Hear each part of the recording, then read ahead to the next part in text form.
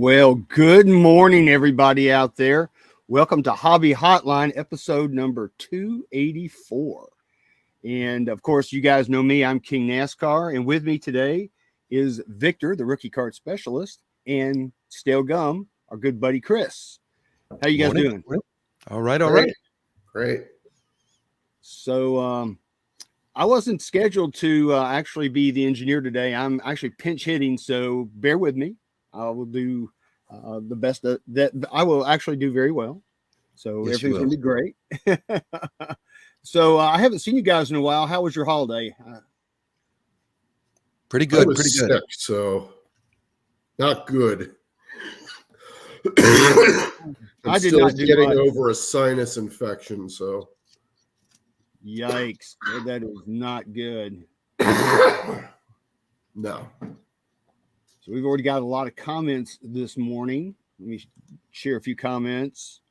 Mad City Brew, good morning. What's everything the new Tops design? We're going to talk about that here in a minute. Just a sec. Yep. Frank, good morning, Frank. Philly Joe. Okay, he likes it. That's good. All right. And Mad City Brew, same here. Yeah, a lot of people are liking it. Good morning, Philly Joe. Going down through here. Hey, here's Mark Hoyle. Hey, Mark. Hope you're doing better. Good morning. We got TJ, and good morning to him. And Ziggy. Hey, Ziggy. What's going on, man? Happy New Year. And like I said, I'm just going through everything here real quick. Bob Boozle. Will 2024 Topps yield rookie card controversies for Victor to dissect? Yeah, I've started getting hit last night with DMs and questions, and it's fun. Yeah, we'll get into it. Okay, cool, man. White Sox Tom. Hey guys. Okay, cool. So let's start out with kind of an icebreaker. The NFL playoffs. What do you guys think? What are your predictions? What do you think about the fact that it's on? We've got one game on just strictly on Peacock. Yeah, that's something different. Which game is that? I'm sorry. It's the Kansas City Miami game tonight. Okay, is that's on Peacock. Now. If you live in the Kansas City and Miami areas, it's going to be on over-the-air TV. But for the rest of America, yes, you have to sign up for a $5.99 a month streaming service to watch it. Look, I mean, this is where TV is going. This is where sports is going. The Thursday night game is on Amazon Prime now. As a soccer fan, the whole MLS was sold to Apple TV last year. The service is great, by the way. You get every game, no blackouts, but it's where TV sports is going now. And what's interesting is that I actually read something about the NBA's media rights are up at the end of the year, and they're in negotiation right now. And they're looking to put some games on streaming. And I know that next season NASCAR is going to put some races on Amazon Prime. So this is where everything's going. It's going towards streaming. Yeah, going forward in the future, your internet connection is going to be everything. It's going to be where you do all your social media. It's going to be all the streaming. It's going to be everything. You're not going to have a cable box per se. You're just going to be using your internet now to pick and choose what you want to watch. Yeah, it's the dawn of a new era for sure with television. I don't have any vested interest in any of these teams. My beloved Bears are definitely not in it, right? We do have the Packers and the Cowboys. That game really intrigues me. So I'm as a Bears fan, I'm really pulling for the Cowboys, right? Obviously. And then my surprise team that has really impressed me this year is the Lions. I was able to watch a couple of games with them. Their defense looks really, really good. So I'm anticipating watching that game. But they have Matthew Stafford for the Rams, who is ex Detroit Lion. So that's a very interesting game as far as the drama of it all. Who's going to take it all? I have no idea. No, I have no idea whatsoever either. I have no horse in this race at all, and I really don't. Going back to the streaming part, there's one thing I don't like about it is, of course, you're listening to the announcers on there going, "Oh, it's such a great thing and it's so good," and blah blah blah. But what they're basically doing is if you really have an interest in watching this game and watching Taylor Swift, they're forcing you to buy this streaming service, and I don't like that. I don't like being forced into something like that. So that's the problem I have with it. My wife uses Peacock. She watches Days of Our Lives on Peacock, and that's the only reason she's got it. And I guess we could probably use her account to do it. But I still don't like that idea of having it, rammed down my throat, so to speak. I'm wondering if you purchased the NFL package at the beginning of the season. I'm sure you get all the games. I'm assuming. I think so. Yeah. Yeah. But then they're forcing you to get the package. Right? Yeah. Yep, they sure are. So either way, yeah. you're going to have to get. If you really want to watch it, you got to get it. Unfortunately. Right. So I guess with that being said, let's switch topics real quick. There's a lot of buzz right now about the 2023 Topps Series 1 baseball design. I actually have a picture here of that somewhere. And I will put that up here on the screen real quick. So there it is. That's what it looks like. I actually grabbed this off of, I think, Blowout's page. So what do you guys think? It's different. It's I think I'm growing to like it. With the neon, it's definitely different. I also like the black and white gradient borders. It's kind of a, I don't know, 1986-ish. If comment, it looks like a 70s adult video neon box. Kind of does. Not that I would know anything about that. Like what Bob Boozle says. But one thing I'm hearing is that there are a lot of folks that looked at this and said, "Oh God, it's black borders. It's not going to gem." Who cares? I mean, if you're really concerned that Topps base cards are, why are you even submitting Topps base cards anyway? I mean, come on. Yeah, it's too expensive to do base cards anymore. Well, a lot. I get that controversy, but I'm on the side of if a player pops, if let's just say Evan Carter here pops and he does something spectacular, these base rookies are going to hold value in the secondary market. But but it's we gotta be smart about sending in the right. It's not anything and everything, but maybe when a player does pop, when he does something that is worthy, then I would say, yeah, why not? I don't think it's a big deal to grade those types of cards. I don't think so either. I have a lot of black border cards that there's a lot in racing, and I get those graded all the time. There's like the 89 winners. But the complaints were that because it's black bordered, it won't get a 10. Yeah, well, okay, not true.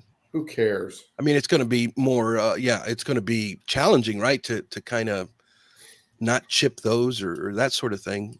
But you'll have some that gem. I mean, I love the design personally. I thought of, I call it the Jay Lee sports card design from Sports Cards Live. It's kind of just reminded me of his logo has that neon thing. And, I did I don't know, I was kind of confused with a couple of things. The first one is the original photo that was released seemed to have like a really big border around it. But then other photos, and I don't know if they've been photoshopped or what, seem to have like a thinner border around it. So I don't know what's up with that. Yeah, this seems to be like a more standard border, right? But Yes.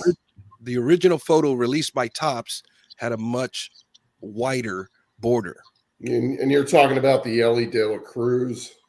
Yeah, Really? yeah. Yeah. So It did have a slightly thicker border. Well, we'll see. Another thing that was going around was right above the team emblem, there appeared to be what is called a first card.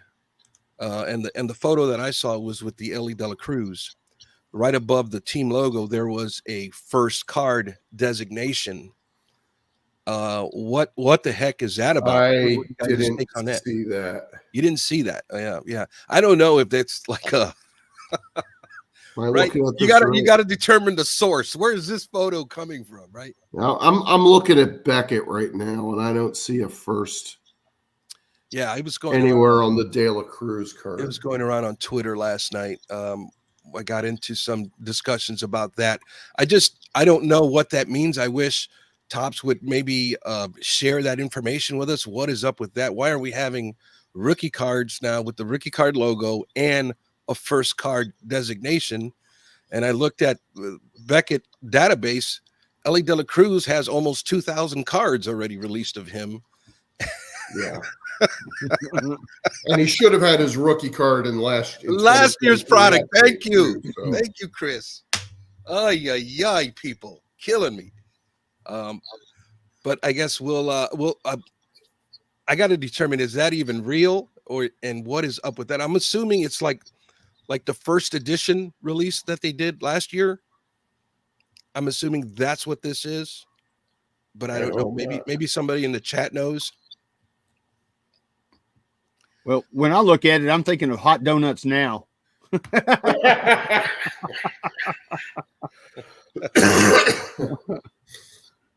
So that's what I'm thinking. I'm thinking Krispy Kreme. But I like it, honestly. I think it's a great design. I think they did a good job with it. I mean, it's original. You know, we haven't seen a neon border like this before. So I'll tip my cap to Mr. Fullerton and the gang in charge of a flagship. Yeah. So as for the rest of the product, apparently we're getting another 1980s reprint, this 100 card 1989 insert. Who cares? Blaster boxes will no longer have a Manu relic, but what they will have is more parallels, because apparently Topps needed more parallels, and apparently these are springtime parallels. So there's going to be let me see, egg parallels, rabbit parallels, flower parallels, umbrella parallels. Yeah, it's like, oh God. If the one thing that this product didn't need is more, I kind of feel like, you remember the More Cowbell skit from Saturday Night Live, right? Will Ferrell hitting the cowbell. Christopher Walken says, "I got a fever, and the only prescription are more parallels." And the thing is that, and those of us that go to card shows, we kind of know this now. Most of these parallels, nobody really even wants. Am I right? Yeah, I don't. I like base cards because I'm old school. Do you want a parallel of a rabbit, even if it's a 1 in 56 pack hit? Yeah, with rabbits in the background. That's kind of weird. I hear you. I mean, if that's the case, how about peanuts, Cracker Jacks, hot dogs? Well, let's not give them any ideas. Okay. All right. Yeah, I'm all for the poop emoji. I do like the fact that the base set's back to 350 cards as opposed to 330. Also, they're making it bigger, huh? A little bit bigger. Okay. It's not as big as I think it should be. Yeah. You know, if we could get a 792 card set in the 80s, why isn't it 792 now? Yeah. Yeah, pork roll parallels. Please don't give them any ideas, because you know they're going to do that. You guys don't get pork roll where you live, do you? No. No. Yeah, it's kind of like a Philadelphia Jersey thing. Let's see, what else can we complain about in Series 1?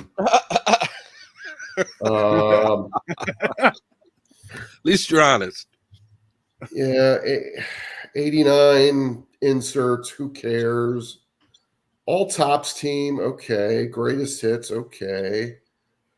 There's a 24 card tribute to Ken Griffey Jr., which I think they did 3 or 4 years ago, but we're doing it again. Grand Gamers, whatever they are, Heavy Lumber, which I guess are the super scarce. Home Field Advantage is back. Yay. Stars of MLB are in retail packs, so look for them to be clogging up 50-cent boxes everywhere for the next couple of years. Nothing really special. I mean, how about SSPs, Chris? Well, they're doing what they did last year and essentially making it a full parallel. And identifying it on the back in big bold letters. This is a short print. So I guess you could justify not collecting them by treating them as a parallel. So Now, at first, I heard rumblings that they were going to have SPs for the entire set. yeah, that's what they did last year. Yeah, but I guess now they've retracted from that. They're not going to do that in 2024. That's not what I heard. I think they're back. Only I think that they are. Yeah, Michael Moynihan, I think the guy that works for Fanatics, he ended up squashing the rumors on the SSPs. And yeah, that's just what I heard. Okay, I guess we'll have to wait and see. Yeah, so yeah. You have see to what verify it that. is. What do you think of the SSP concept? Do you like it, Chris? They're dumb. You don't like it? I mean, I the think way they have, the Tops used to do it. I think they have flagship. They have better pictures on them. I like the photo images on them. Well, why do there have to be 2 different cards of the same player? Yeah. And why did I have to? And look, they did take care of this problem, but why do I have to like turn the card over, break out a magnifying glass, right, and decipher some kind of cryptic code, right, in order to figure out what card that I have? Right. And what does that also say about the product, that you feel the need that you have to have this in the set in order for people like us to be able to collect it? Yeah. I think they're just trying to spice it up because of the print run is so large. Well, they're trying to spice it up with short prints, right? Does it really need it? I hear you. Chris is dressed like Mrs. Roper today. Really? What's it say? Just keep your shirt on, Chris. Don't worry. It's actually a Philadelphia Union jersey. So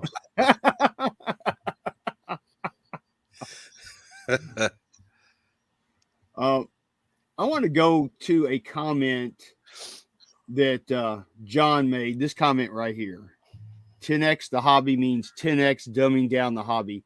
This was something I actually had on my mind before we started the show today. I want to pose the question to you guys. We're hearing that, I hear it from everywhere that 10x in the hobby is a good thing. I don't think so. I think that 10x in the hobby is going to make, there's going to be more hobby greed. You're going to have higher prices on certain cards because everybody's going to be going after certain things. Things are going to be artificially inflated. In my opinion, 10x in the hobby is not a good thing. I mean, what do you guys think? Yeah. Go ahead, Vic. I don't think I'm not on that bandwagon. I'll be honest with you. I don't think we're not ready for 10xing in the hobby right now. Maybe a goal to strive for, but I think there's just too much with everything going on with licensing, with the miscues that we're currently having, with the printing backlog that we have. I don't think we're in a position for 10xing the hobby. I think that's just more corporate talk, kind of coming in, shooting for the stars, seeing what sticks type of thing. I'm not a big fan of the 10x philosophy. Let's just see what happens. Well, when we're saying 10x the hobby, 10xing what? Are we 10xing the number of collectors? Yeah. Or are we 10xing just revenues here? I mean, either way, if you want to 10x the hobby, you're going to have to start printing up more products. I mean, you're going to have to go to basically junk wax era levels of production on most products, even premium products, or even super premium products, or even, these 100, 500,000, well, maybe not junk wax levels of production on those, but, a product like tier 1, 3 hits in a box, $70 a box. You're going to have to make a lot more of that if you're going to 10x revenues. I do want to give a sneak preview because I kind of do address this issue in my Hobby News Daily column for January, which I haven't submitted yet, but I will. I talk about the Tom Brady baseball card that came out. And it got a lot of hype. I like that. I love that. I love the concept of this card, even though it's a gimmick. And I also love the marketing campaign behind it, especially that video they made with Guerrero, Pedro Martinez, and Larry Walker in a bar in Montreal, reminiscing about all the World Series titles that their captain, their catcher, Tom Brady brought. And I imagine you're not a card collector, but imagine you're a big Tom Brady fan, right? And you see this ad and you have to have that card. You don't ordinarily collect cards, but you need this one. So you buy a box of cards, and these card boxes aren't cheap. I mean, the lowest price I found for Bowman Draft is like $560 at David Adams, right? So you send off your $560 to David Adams, you get the box, you rip open the packs, you get a bunch of players that you've never heard before because, it's Bowman Draft. You don't understand how some of the cards have different border colors, and some of the cards are printed on regular paper stock, and some of the cards are printed on this shiny metal stock. But at the end of the day, you don't get your Brady card. So, okay, fine. I'll send another $560 to DNA. I'll get another box. Surely I have to get a Tom Brady card. And you don't. And now you're $1,100 in the hole. You do not have a Tom Brady card. You kind of feel like you've been had a little bit. Mm-hmm. You kind of feel like a bit of a chump. Making potential and I hope someone at Fanatics is listening to this. If you want to 10x the hobby, forget about 10x. If you want to 2x the hobby, do not make potential customers look like chumps. That's a good point, because I remember back during when the Billy Ripken era came out back in the day, and I didn't even know anything about it until my boss at the computer center runs back to the shop and has this USA Today article about it, and he goes, "I want one." So he was all excited. It's kind of the same kind of thing, but all I think that 10x in the hobby is going to do is trying to 10x Fanatics executives' pockets, and yeah, that's how I look at it. To me, as a collector, I don't think 10xing is a good thing. I think that now the cards that I'm looking for, the Grail cards, are going to be harder because I've got other people wanting, and this may sound greedy, but I've got other collectors looking for this same card. I may not be able to get this card. It's kind of like what you were talking about, Chris. I may not be able to get that card that I really, really want because there's so many people out there. And I just don't think it's a good thing, honestly. I think the cost of product today, and we've seen it even with the Prism basketball that is soon to release. I think it came out at what, $900 a box. Don't quote me on that, but that's outrageous, right? And it almost seems like they are curtailing to the collector that has deep pockets, right? And it seems like the silent majority who can't afford that type of price for a box are being kind of left behind. But I think what they're doing is more like they're trying to absorb the secondary market, the profit that's left on the table from the secondary market. So it's kind of like a two-edged sword there, because if they list them for $350 and the secondary market immediately goes at $1,000 a box, well, they're leaving that money on the table, and I think it's more of a, trying to absorb that profit for themselves instead of giving it to the secondary market. But I don't know who can afford, those types of boxes, except a distinct few in the hobby and that have those types of deep pockets. I think the rest of us, I don't know if settle on retail boxes. I don't know. I don't really get into the new product too much, but the majority, the silent majority, they're going to be stuck either buying singles at the secondary market or just settling for retail product, which is not going to be as fruitful as the first off the line product, right? But it's, to me, it's crazy, but it's kind of the reality of things right now. I think that there's going to be a lot more product, which I'm not in favor of. And we'll probably head to, eventually it'll be a junk wax 2.0 era. That's kind of the way it's going to go, I think, if you 10x the hobby.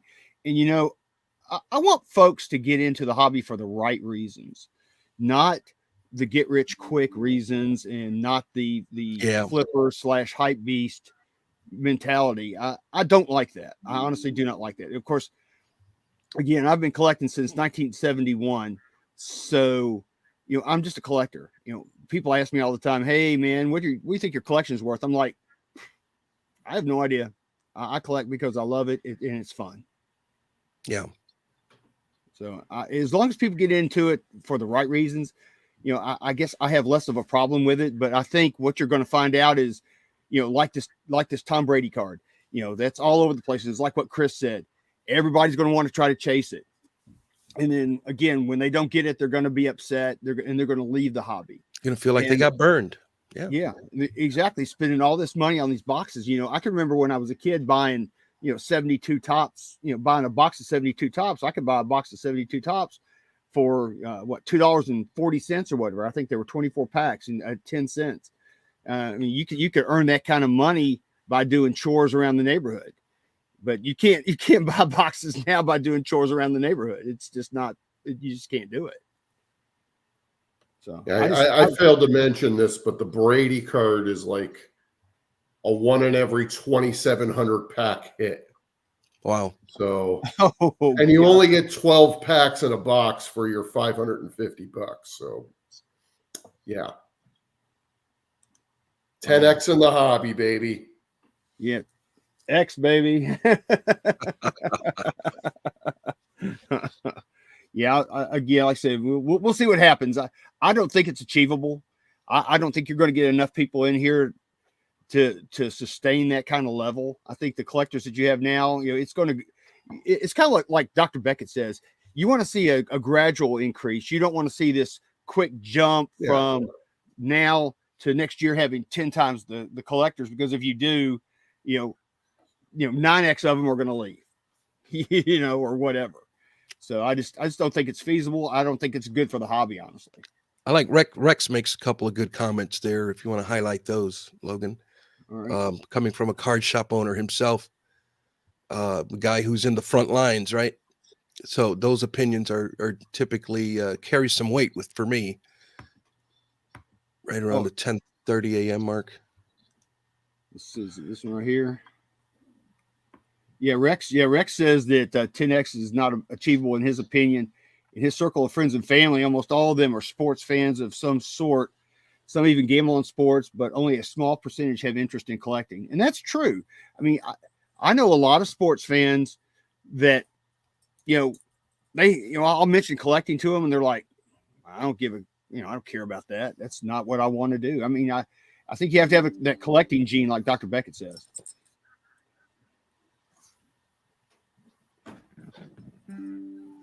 Is Chris muted? I think I was kicked off for just a brief second. Yeah, I heard it. Yeah, I heard the little ding.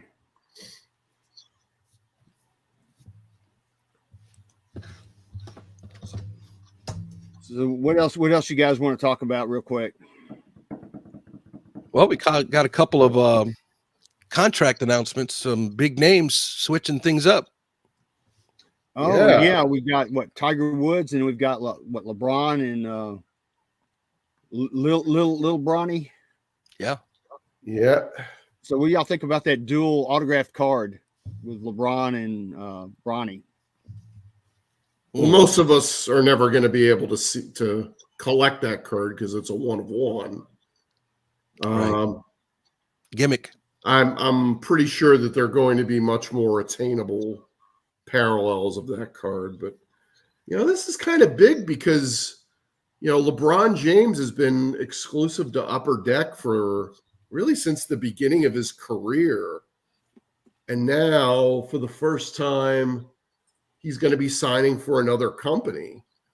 Now, granted, this company doesn't have the NBA license yet, not until I believe 2026 Fanatics gets the license back, but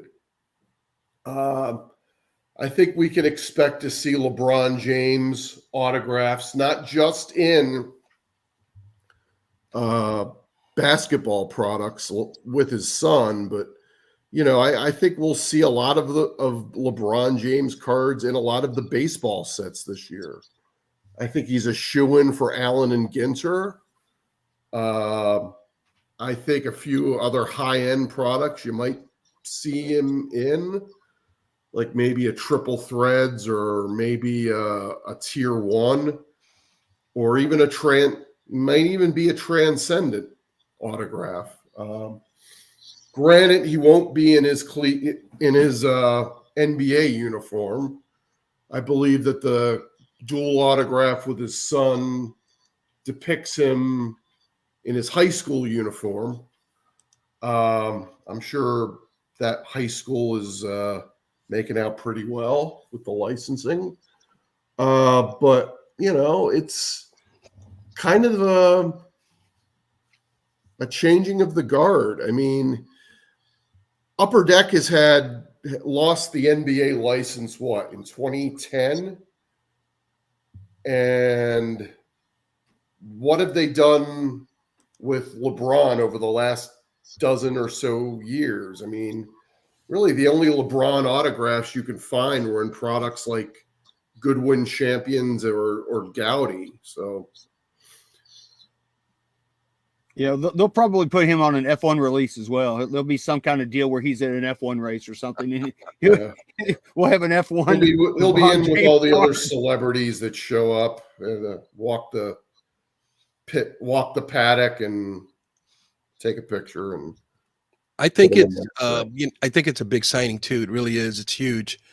I think he's following his son, and I love that story. Right, he's kind of like bringing his son along, kind of thing. I love that.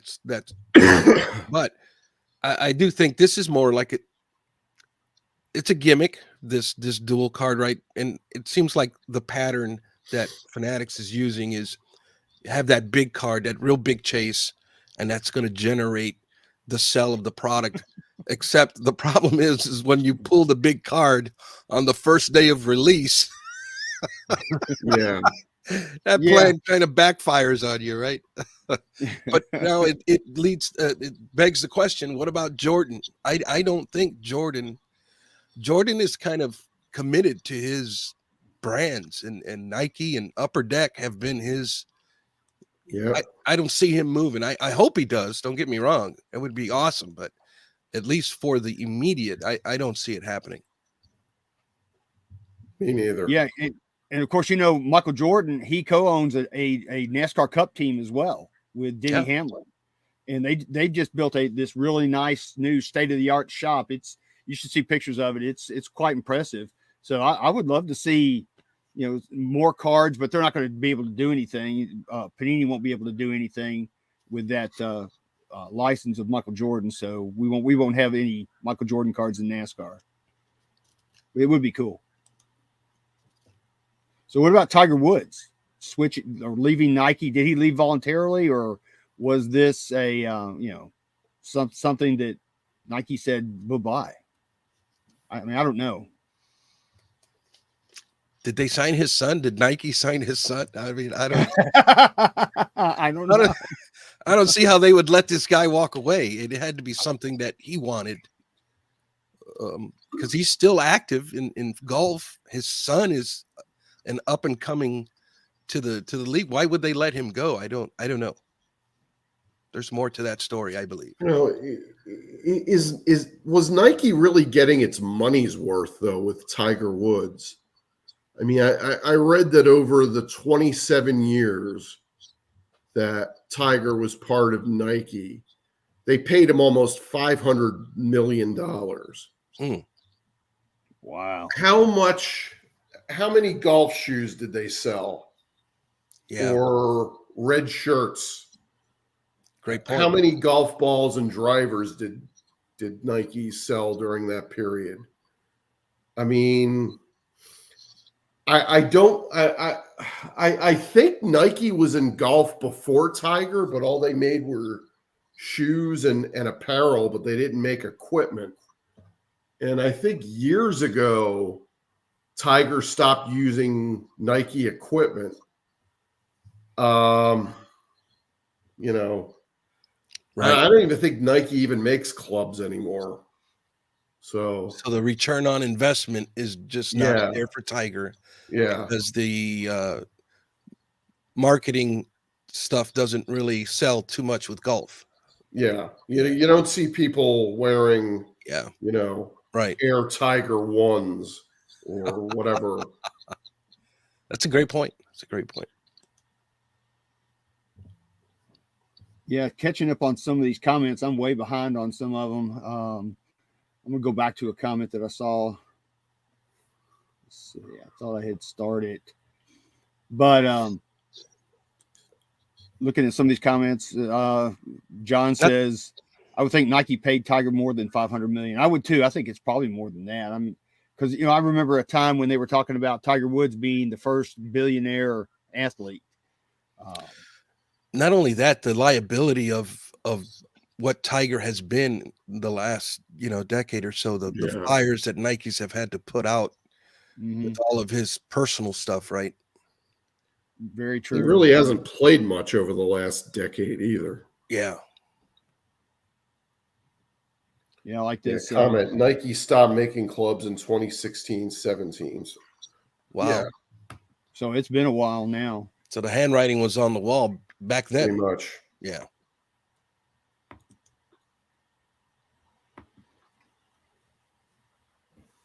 He All plays right. a limited schedule. Nike's not getting much exposure if he doesn't play. That's very true. Yep. Because he always wears that Nike shirt and Nike hat. I'm sure he's got Nike underwear. And what other golfers wear Nike gear? You know? I don't. I don't watch golf enough to know. So where did he go? What was the shoe company that Tiger went to?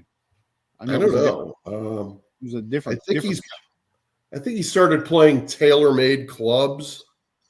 But as far as apparel and shoes, I don't know. I wouldn't be surprised if Fanatics goes and pursues Tiger Woods. He's still a big name.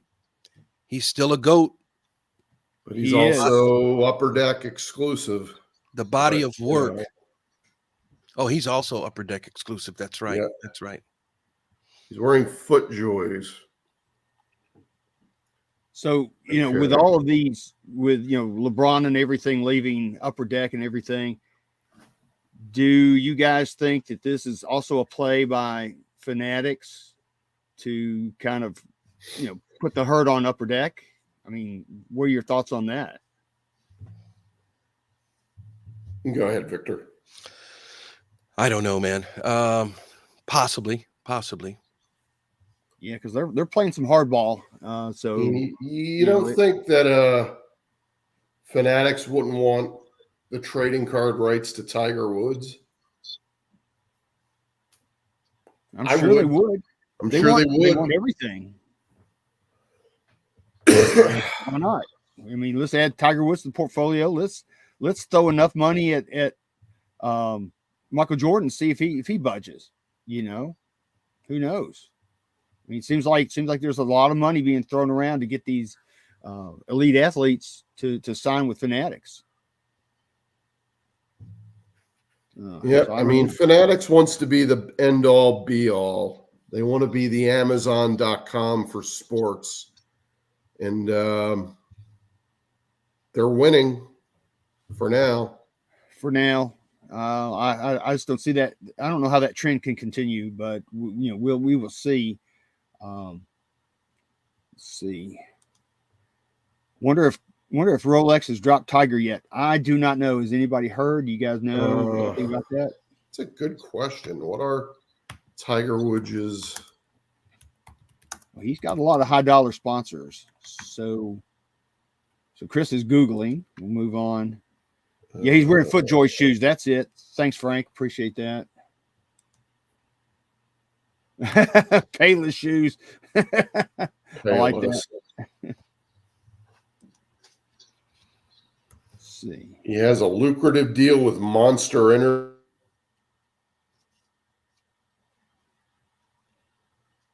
Chris froze. His internet connection not doing so well. This is I think an episode of The Matrix. Energy uses TaylorMade clubs. Gotcha. Yeah, you froze up there for a second, Chris. Am I back now? Yeah, you're back now. All right. So Tiger has deals with Monster Energy, Rolex, Bridgestone tires, Upper Deck, and 2K Sports, according to the Sun. I feel kind of bad reading the Sun, but that was the only one that came up. But anyway. Yeah, I like this comment. Fanatics should just focus on putting out the many fires that in the production market and in the marketing departments. Exactly. Yeah.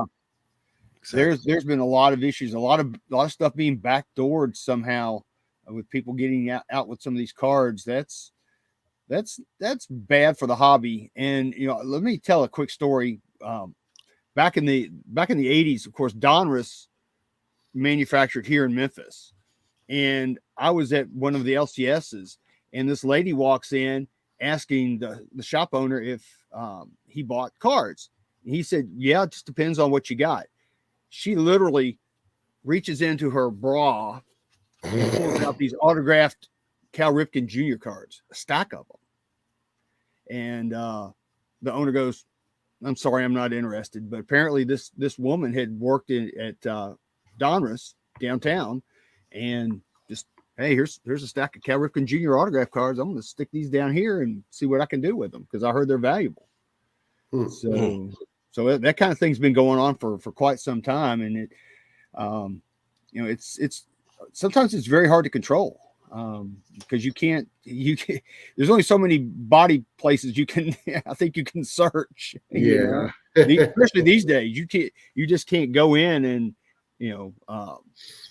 invade somebody's space. So but what do y'all think about all these production problems that are going on right now, as far as production, and then things getting backdoored and people showing up on eBay with all these one of ones that it would take you thousands of cases to hit? I think they need to get a handle on it immediately. They That's do. what they need to do. I mean, the thing that I don't understand is if you're fencing a lot of these backdoored ones of one, why would you put them all on eBay at the same time, like a week before the product's release? I mean, you're basically, that's just not smart. I mean, you put a little bit out every, if not that I would know anything about trafficking in stolen cards on eBay or anything, but if I did, I'd be smart enough to not, put them all out at once. Well, nobody said that these people were smart that are stealing things. So, and that's usually the case. We've got some of the dumbest criminals here in this city, so we see it every night on the news. So, generally, if you're dumb enough to steal, then you're going to be dumb enough to expose yourself, I think. So, and that's what's going on. Some of these people are just that stupid. But I don't like it. I think it's a bad look for the hobby. Again, it shows more hobby greed, in my opinion, because people think, "Oh, these cards are worth this, and so I better see if I can steal them and sell them and make some money." And that kind of goes back to the 10xing thing. People in the hobby for the wrong reason, and that's bad. Yeah, and unfortunately, we have a history of when bad actors get caught like that, it's just like a slap on the hand and go away, like it's no big deal. Even in taking the route of justice, it's what a year probation is what they get. But I do believe we've had some more serious offenses here in the last year or so that have actually led to prison sentences, and I think that's going to be when. That has to be when the consequences match the crime, right? That's when things are going to change. But until I then, totally agree. when all we do is slap on a hand and 6 months probation, it doesn't move the needle. Well, of course, I keep going back to living here in Memphis, but that's exactly what's going on here with the criminals. They get caught, and they know that all they have to do is post bail or whatever. They're going to be out the next day. So there's nothing to stop them, no deterrent, no anything to stop them from going out and just continually doing these bad things. And you're right, the hobby is has a very short-term memory, and is also very forgiving, and people forget real quick about all these controversies and all these people doing these bad things and stuff. So until, like, you're right, until there's some consequences for your actions, it's gonna keep happening. Yeah. Because, like I said, we have that problem with crime here right now, and until we can get a handle on it in the hobby, It's never going to change, unfortunately. And I think most of the schemes and most of the theft is all happening with amongst collectors. It's collectors that have gone bad, right? They Yeah. kind of know what to go for. They kind of know how to move it, and I don't know. It's crazy. It's the allure of easy money. Mhm. It is the allure of easy money. And and that goes back to a lot of hype, because you see on the news somebody has got this card that's worth X number of dollars, and they got it out of a new pack and things, and people are going, oh, I can get rich quick. Oh yeah, I want to go do this. And it's I hate that because the hobby for me has never been motivated by money. It's always been motivated by fun for me. Ever since I started opening my very first pack of cards. So I think if you're going to be if you're a collector, you've got the collecting gene already in you. I think I got it from my grandma because my grandma was a collector, and so that's kind of where I stand with that. Let's see, let's catch up real quick on some comments. See, TJ says all major pack pulls of late advertised on top of social media, have all been breaker related. Yeah, and that's another crazy thing that's going on right now with these breakers. Who do you think buys the bulk of these products now? Oh, I know. It's not collectors, it's breakers. Yeah, but the collectors are supporting the breakers. So quit supporting these breakers. We'll they're doing these bad things, and maybe we'll have some good stuff going on in the hobby. Because unfortunately there's a lot of shady stuff going on there, which could be a whole episode of Hobby Hotline there by itself. Let's see. Yeah, talking about vintage. Up here, Joseph says vintage collecting is the only way to go in the hobby now. I'm a vintage guy. I don't collect a lot of baseball, but I do have some vintage baseball cards, and I used to collect baseball cards until I sold them back a long time ago. And went to doing NASCAR, but yeah, I'm a vintage kind of guy. I love vintage. I think you can't go wrong with it. I'm really torn on this idea. I really struggle, and I'm kind of on the fence. I mean, I have vintage, collector of vintage, but at the same time, I also like collecting rookie cards of hot players today. I love guys who are in the 5 to 10 year range that are headed. They're not in the Hall of Fame, but they're headed towards the Hall of Fame. You know what I mean? I enjoy collecting the cards of players that I enjoy watching today. So it's that's a struggle for me to be like pro vintage only. I believe in being pro vintage, but I also like the modern day players too, I guess. Well, there's absolutely nothing wrong with that. Because being a NASCAR collector, that's all I have is newer stuff. So that's the way I have to roll. But I enjoy it. Unfortunately, it seems like we haven't had as many issues lately to try to collect. I think that's going to change in 2024. So that'll be a good thing to look forward to. Let's see. White Sox Tom says flippers ruin the hobby. I will say that flippers may be a necessary evil for the hobby because they find the stuff that the collectors buy. So that's kind of the way that I think that goes. Let's see here. TJ says, amen, Victor. I'm 100% vintage, but buy modern. Allen and Ginter with his son. They love opening packs together. That's a cool thing. That's my son. He's 32 years old, and he came over here for Christmas morning, and I had packs of cards in his stocking, and we opened up his cards. So that was fun. That's nice. Always a good thing. Yeah, it is. Let's see. Yeah. Bob Boozle says flippers don't bother him. Scammers do. Yes. Well, yes. Scammers they're bad for the hobby. We've had them forever. It just seems like with social media, they get highlighted more now. Mm-hmm. But it's unfortunate. What do you guys think about all that? About the scammers in the hobby, real quick. Scammers and everything. You know, That's you true. just gotta be smart. Something's too good to be true. It probably is. That is so true.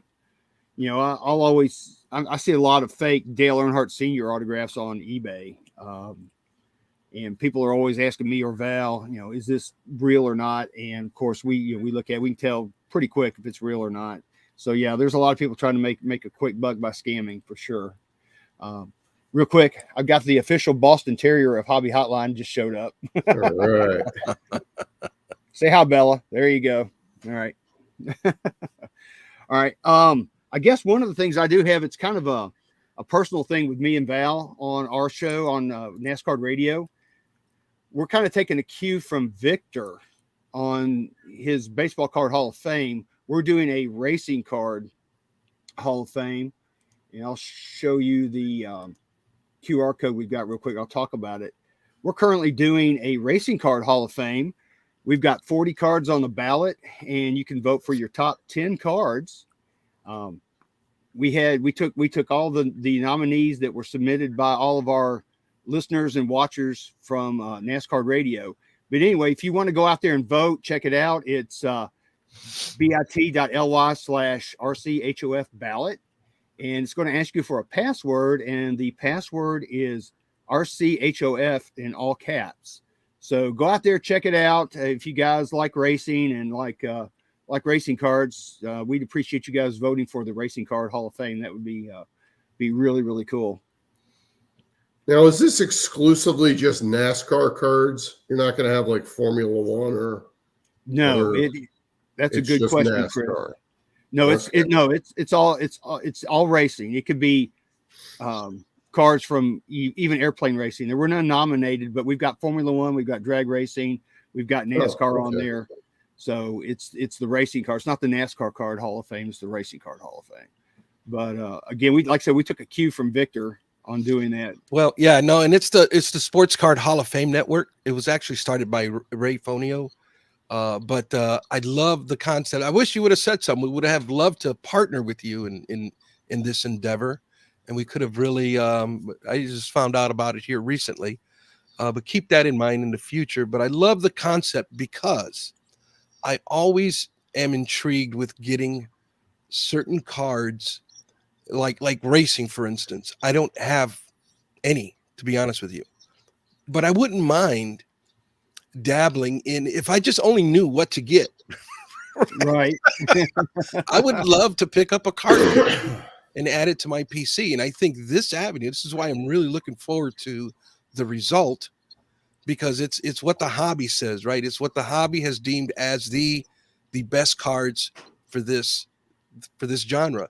And I'm really looking forward to that, so I can go out and pick up a couple of cards.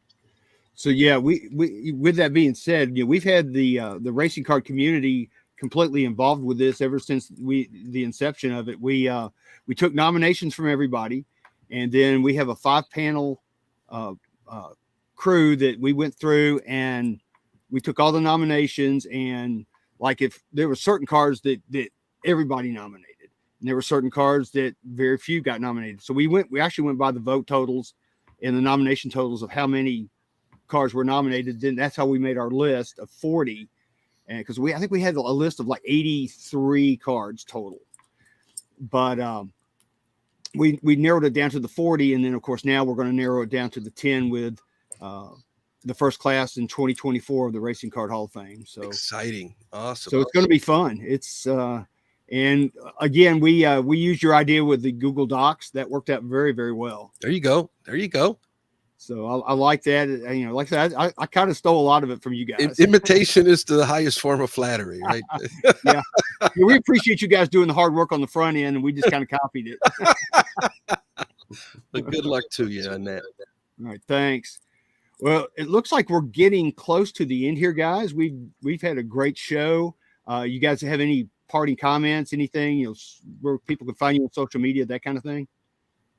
Go ahead, Victor. I'll let you go first. Yeah, Victor, I can be found anywhere at true_RCS, on any social media platform. Glad to be on today. Thank you, everybody. The chat was just on fire today. And have a great weekend, everybody. Happy football watching, right? All Chris? right. Kind of happy we were able to squeeze out an hour running shorthanded. So, hopefully my column for Hobby News Daily will be out this week. It's a little late because I've been sick and the holidays. I got nothing else. Follow me at Stale Gum on whatever Elon's calling it now. Baseballcardpedia.com for all your baseball card reference needs. Fabulous website. Keep on rocking in the free world. And I think I'm on in 3 weeks. First week of February, I'll be back on Hobby Hotline. Who do we have on next week? I am not sure. I have not looked at the schedule. I could look it up. Hold on. Chris is going to look it up. And while he's looking that up, I want to thank everybody in the chat, everybody for watching today. I appreciate all you guys. We all do.